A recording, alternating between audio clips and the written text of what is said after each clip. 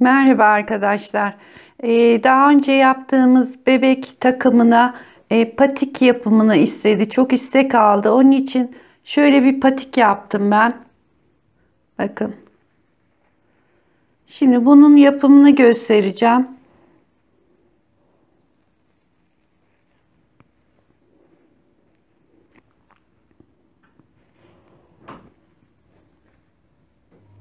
Bir önceki videomuzda patik taban altının yapımını anlatmıştım. Bu taban altını artık bütün patiklerimizde bu şekilde, bazen de delik yapmadan gizli artış şeklinde yapıyorum. Bu şekilde tabanımızı hazırlıyoruz.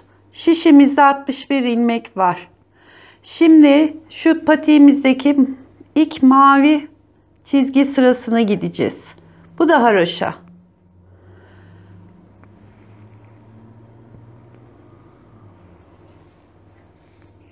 Evet, ipimi alıyorum. Bir sıra mavi ipimle haroşa örüyorum.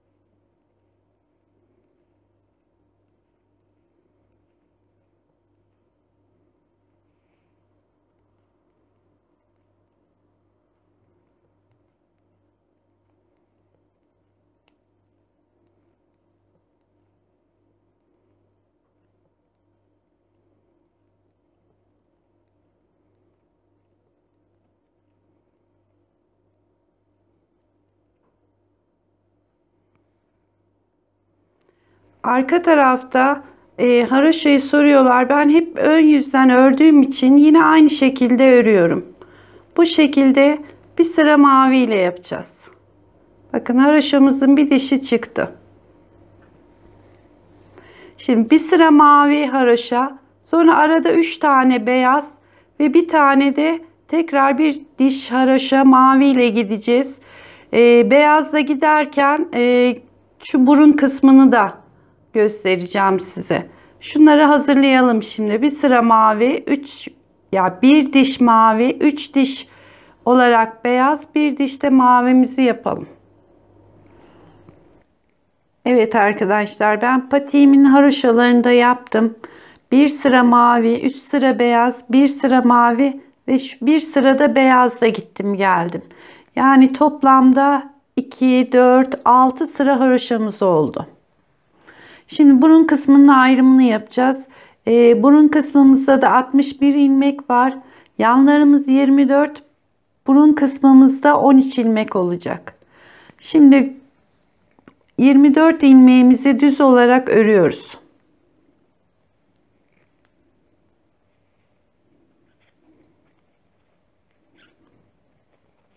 Üç, 4, 5, 6, 7, 8, 9, 10, 11, 12, 13, 14, 15, 16, 17, 18, 19, 20, 21, 22, 23 ve 24. 24 tane ilmeğimi ördüm. Şimdi burun kısmımızda 13 ilmek var. Bunun 12 tanesini örüyorum. 1, 2, 3, 4, 5, 6, 7, 8, 9, 10, 11 ve 12. 13. ilmeğimi şurada kalan 24 ilmeğimin ilkiyle kesiyorum. Kestim. 2 ilmeği birlikte aldım. Şimdi geri dönüyorum.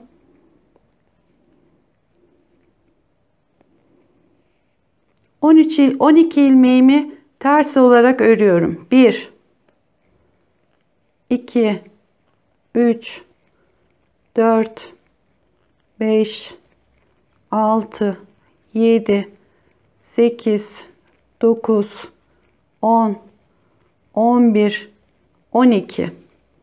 13. ilmeğimi yanındakiyle beraber alarak kesiyorum.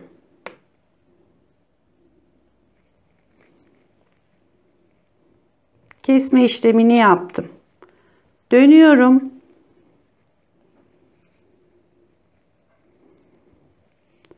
Tekrar sadece aradaki 13 ilmek örülecek.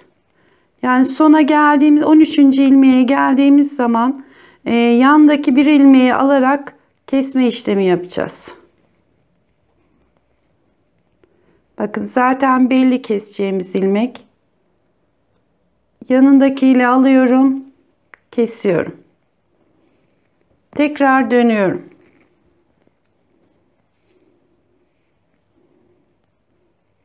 İlk ilmeğimi örmeden alıyorum.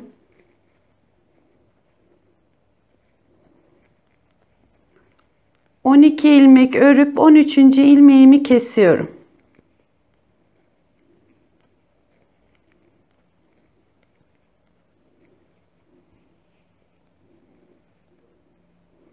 Bakın şundan yanındakini alıyorum, kesiyorum. Dönüyorum. Şimdi beyazda 4 sıramız oldu. Buraya mavi ipimizi takacağız. Model yapacağız aynı zamanda. Mavi ipimiz yanda kalmıştı. Onu kesiyoruz.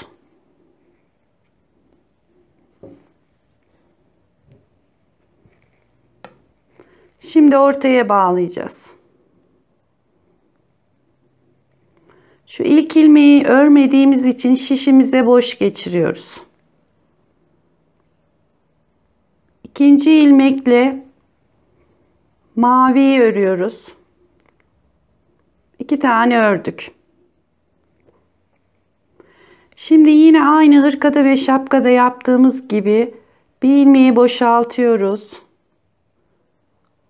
Aşağıdaki maviye kadar söküyoruz.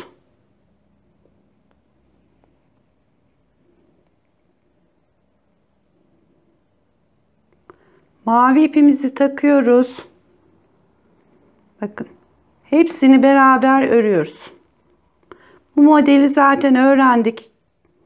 Berede ve hırkada. Şimdi 1, 2, 3 tane örüyoruz. Yine sökme işlemi yapıyoruz. Mavi ilmeğimize kadar söküyoruz. Normalde 4 sıra söküyoruz ama bu sefer maviye gelebilmek için 6 sıra söktük. Mavi ilmeğimizi takıyoruz. Bakın. Hepsini beraber örüyorum. 1, 2, 3 tane örüyorum.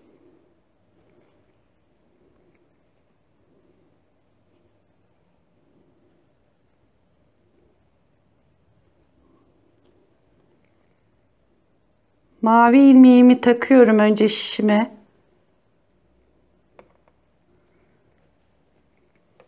Şöyle hepsini beraber örüyorum. Şimdi bir ördüm. Kestiğimiz ilmeğe geldik. Şu ikisini beraber örüyorum. Dönüyorum.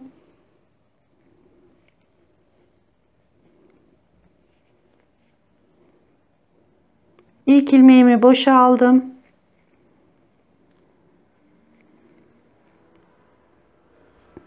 Bir, iki, üç, dört, beş, altı, yedi, sekiz, dokuz, 10, 11, 12 ve şu da 13. ilmeğimizi birlikte alıyoruz.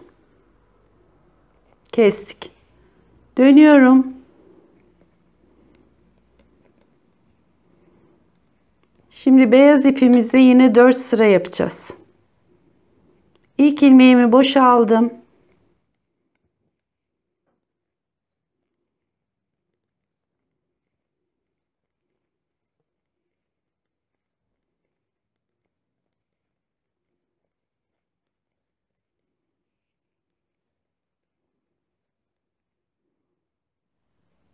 On üçüncü ilmeğimi kesiyorum. Dönüyorum.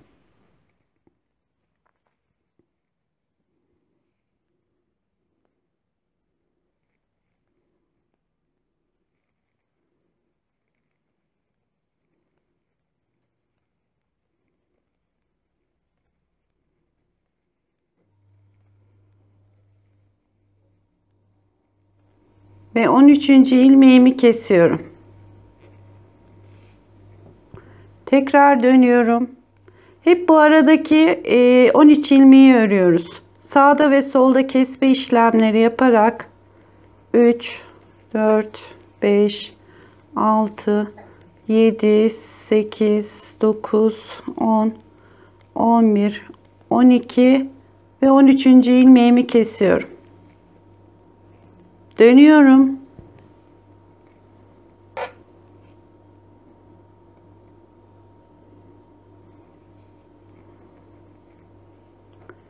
İlk ilmeğimi boşalarak ters gidiyorum. Bu da beyazda 4. sıramız. Şimdi tekrar maviye geçeceğiz.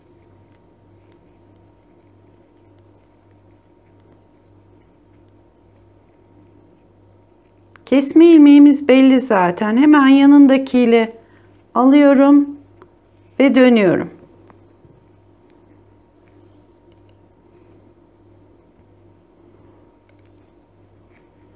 Bakın burun kısmımız da çıkmaya başladı. Şimdi 4 sıramız oldu. Tekrar mavi ipimize geçiyoruz. İlk ilmeğimi boşa alıyorum. 2. Demin 2 ilmek örmüştük bir önceki modelde. Bu sefer şu ortadaki ilmeğe gelmesi için 4 ilmek. 3. Bakın beyaz ipim var. 1, 2, 3, 4. Şimdi bunu söküyoruz. Mavi ilmeğimi takıyorum. Şöyle hepsini beraber alarak kestim.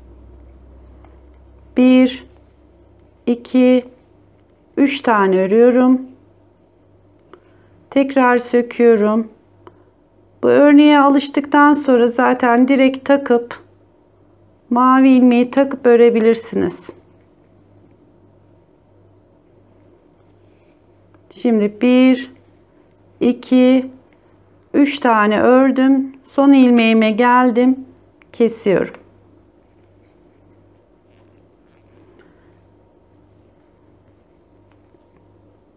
Bakın bir altta 3 taneydi. Bu sefer 2 tane yaptık. Geri dönüyorum.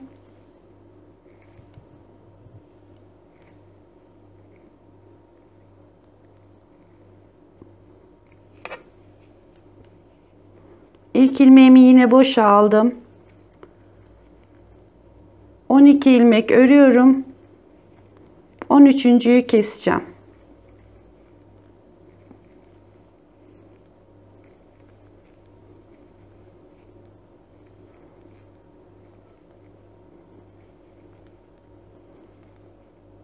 Şu 13. ilmeğimizi kesiyorum.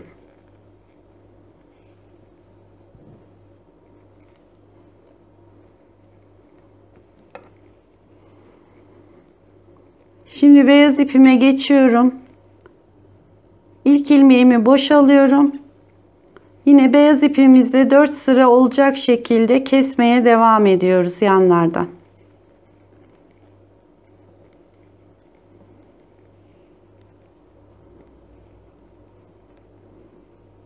Ve şu ikisini beraber alıyorum.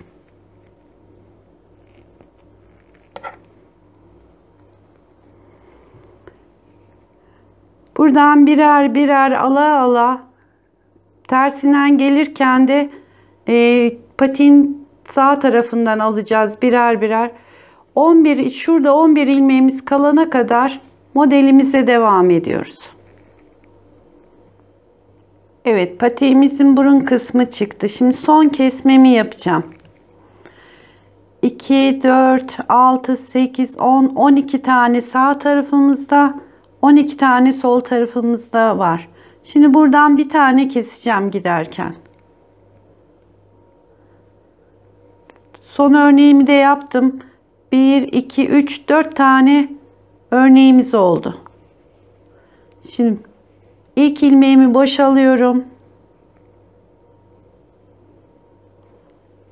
2, 3, 4, 5, 6, 7, 8, 9, 10, 11, 12 ve 13. ilmeğimi kesiyorum. 2, 4, 6, 8, 10, 11 tane ilmeğimiz kaldı. Şimdi devam ediyorum artık. Kesme işlemimiz sol tarafta bitti.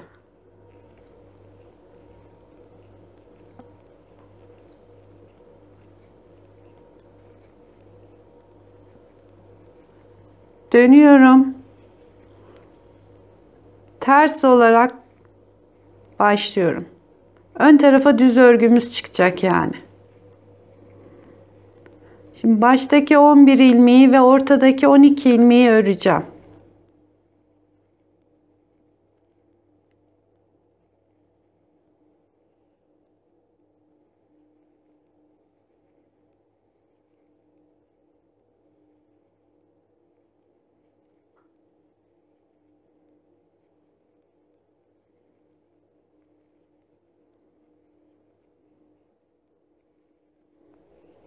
Evet. Şimdi şuradaki 12 ilmeğimiz vardı. Son kesmemizi bu tarafta yapıyoruz. 2, 4, 6, 8, 10, 11 ilmeğimiz kaldı. Şu mavi ipimizin artık burada işi bitti. Onu şöyle saklayacak şekilde paylı kesiyorum.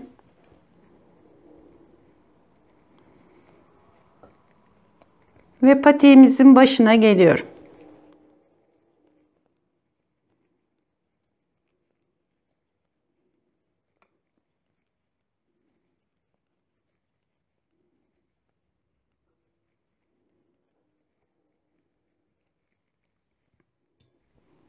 Evet. Bakın patiğimiz bu şekilde. Şimdi şurada 6 sıra düz örgümüz var. Onu yapacağız. 6 sıra düz örgü çıkacak şekilde örgümüze devam ediyoruz. Evet, 2, 4, 6 sıra beyazımız oldu burada.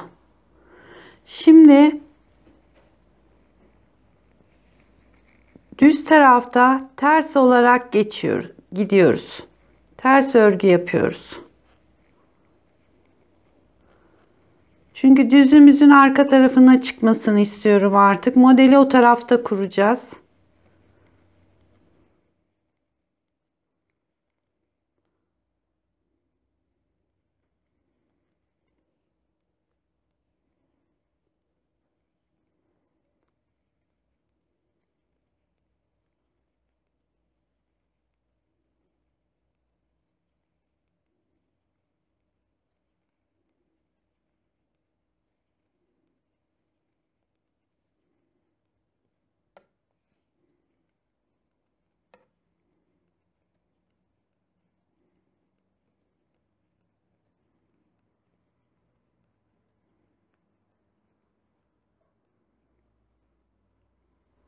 Evet, sıranın başına geldim.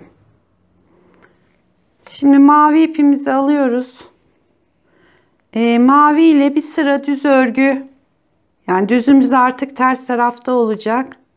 Düz örgü olarak başlıyoruz.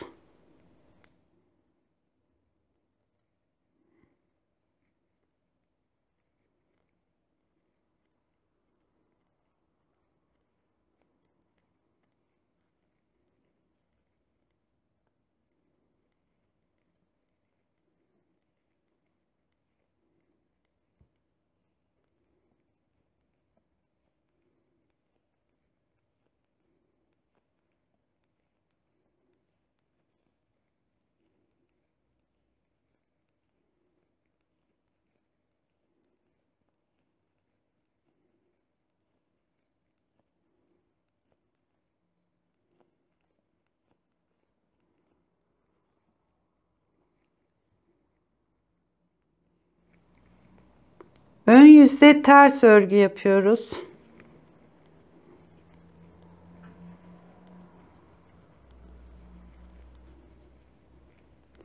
Bakın düzümüz arkaya çıktı. Şimdi patiğimizin şurasını yapıyoruz. Çünkü düz örgümüz arka tarafta. Şimdi maviyi yaptık. 4 sırada beyazı örüp model yapacağız.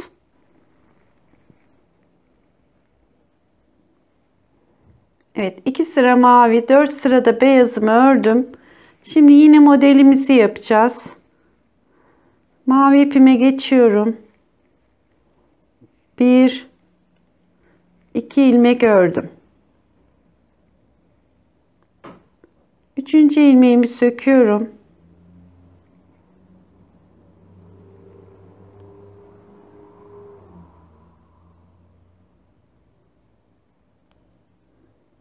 Mavi ilmeğimi taktım.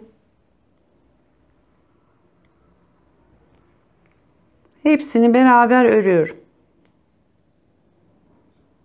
Şimdi 1 2 3. Aslında modeli öğrendiniz ama belki ilk defa yapanlar vardır diye anlatıyorum.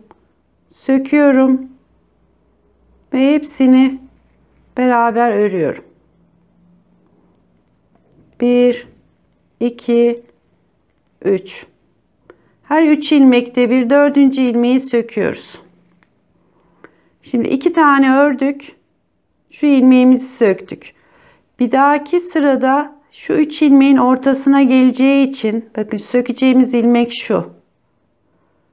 2 4 tane öreceğiz. Yani mavi ile tersini geleceğiz. Tekrar beyazla 4 sıra yaptıktan sonra 4 ilmek örüp 5.'yi sökeceğiz. Bunun gibi patiğimde şöyle sayalım. Tersimiz de bu arada böyle görünüyor. 1 2 3 4 5 tane örnek yaptım. 4 tane de haroşa ile bitirdim. Bunu böylece yapalım, bitirelim arkadaşlar.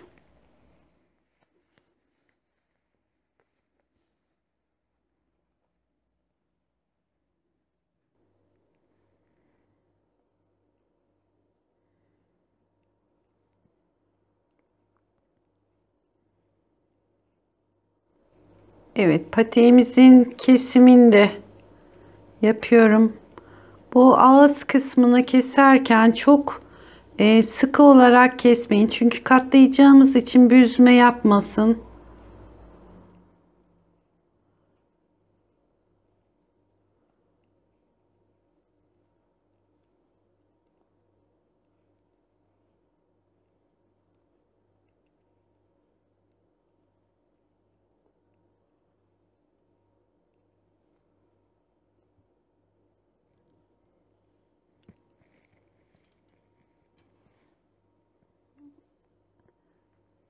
Evet, patiğimizin tersi böyle.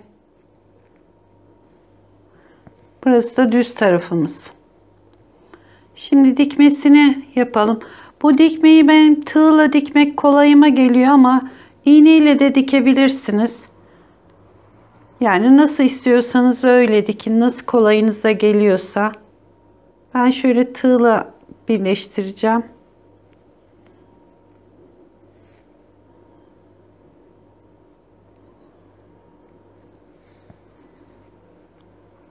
Şimdi mavi ipimizde sadece şuradaki haroşa kısmını dikeceğim.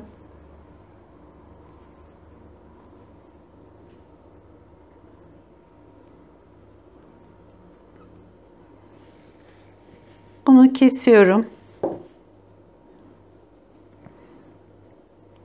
Şimdi beyaz ipimiz zaten bağlı burada. Şu ters patiğimizin yani ters kısmı aşağıdaki düz yere kadar bu kısmı dikiyoruz.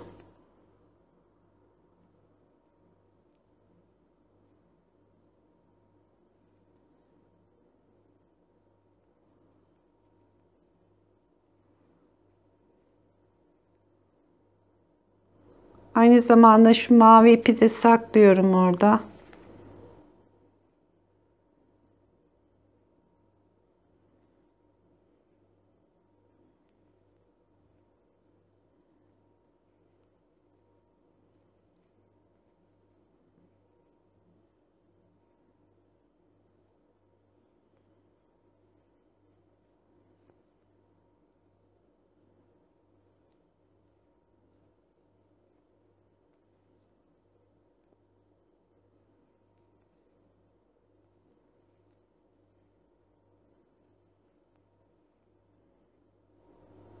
Evet, şu ilk ters başladığımız yere geldik. Şimdi patiğimizin ön kısmını dikeceğimiz için patiği şöyle bir çeviriyorum.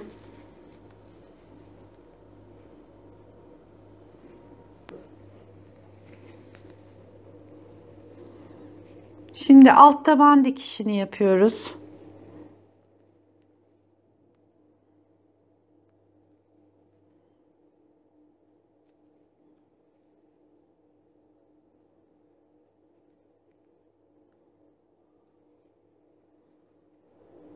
Şu çizgileri de birbirine denk getirerek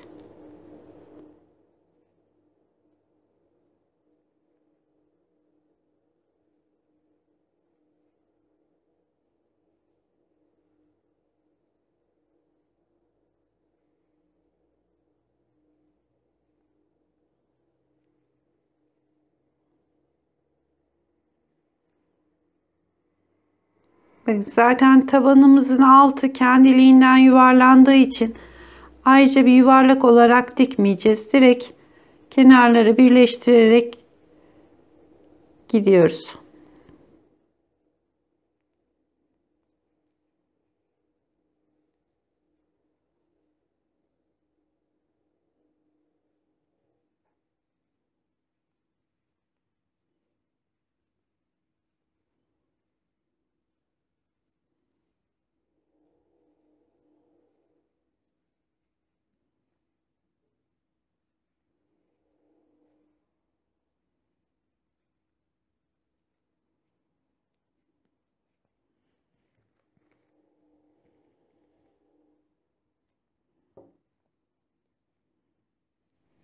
Şimdi şu iplerimizi de sabitleyelim artık.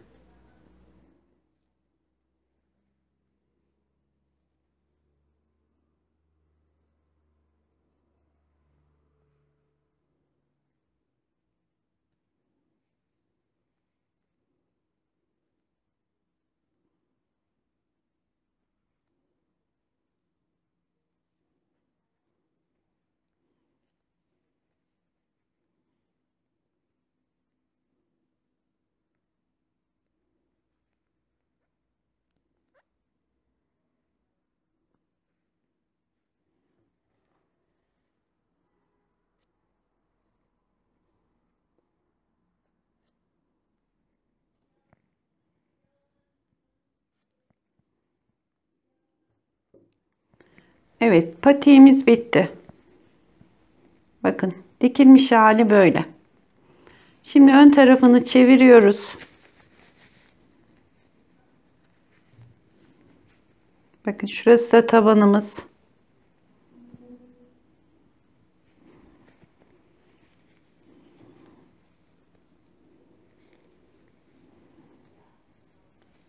Boğaz kısmını da katlıyoruz.